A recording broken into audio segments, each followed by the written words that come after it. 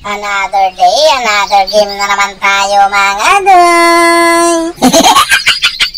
Isang araw, isang panibagong malaking pagsubok na naman tayo dito mga doy. Sobrang nahihirapan talaga yung mga kahintang namin dito. Eh ako lang pala, sobrang hirap na hirap talaga yung kahintang ko dito mga doy. Dahil lang doon sa naban yung kanyang hero. Kaya ang ginamit ng room namin dito mga doy, nag-room para sa intawon siya. Wala kaming pakialam! Bakit ba?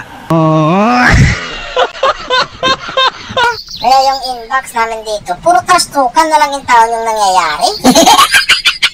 Tapos dito, nagulat talaga ako sa sinabi ng Franco mga doy. Iyak daw ako. Bakit naman ako iiyak? Kaya napareply talaga ako mga doy. Sinabihan ko siya, wala kang ang skin tapos iiyakan kita.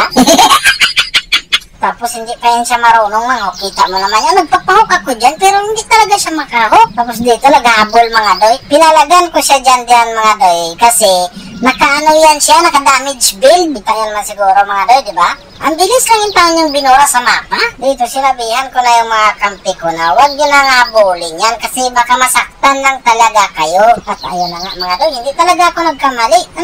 Bigyan ng discount yung tatlo na yun. Tapos dito, magdidipinsa lang naman sana talaga ako kasi ang daming minions mga doy. Kaso nakagat ako ng Franco. Kala ko okay pa ang lahat, kaso ang lahat mga doy, iniwan talaga ako. At dahil pagod na ako, sumakay na ako sa ulap na nilagay ni Monton dito mga doy. Kasi hindi naman yan dekorasyon, pag pagod ka, sumakay ka.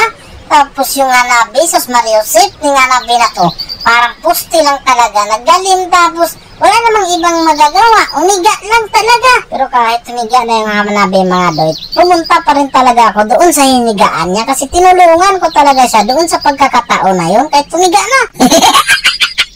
Kakagising lang ng hanabi mga doy, ang ginawa niya ulit, natulog na naman siya ulit. Ginawa ng tulugan yung lupain ni Monton dito. Pero dito sa pagkakataon mga doy, nabigyan ko talaga ng discount yung yusong na to. Kasi masyado siyang matapang eh. Dumadaghan na kami, sumusukol pa rin talaga siya. Kaya ang masasabi ko dun sa yusong na yon, deserve. Dahil nadipinsahan namin dito sa pagkakataon mga doy, dito inatake na nila yung malaking mananap. Papatungan ko nga sana yung kari na yun, kaya lang peligro talaga ang kahintang mga doy kasi humiga pa yung mga kakampi ko eh. Kaya ang ginawa ko na lang dito, tamang backyard na lang talaga ako. Naghintay na lang talaga kung dumating din yung mga kakampi ko. At dahil doon talaga mga doy, nagkamali talaga sila ng pasok, kaya tumalo na rin talaga ako. Kaya ang nangyari dito mga doy, sa pagkakataon na to, lumamang talaga kami. Pero sa score, hindi talaga kami lamang dyan mga doy. Swerte ba ang tawag doon mga doy or lucky swerte? At dahil matagal bago sila magising dito mga doy, siguro nakapag-isip-isip yung taon yung mga kalaban namin dito. Nag-concede na lang talaga sila. Gigisingin ko nga sana, sabihan ko, magdepinsa naman yung taon kayo. Kaya dito, narinig ko na naman yung victory.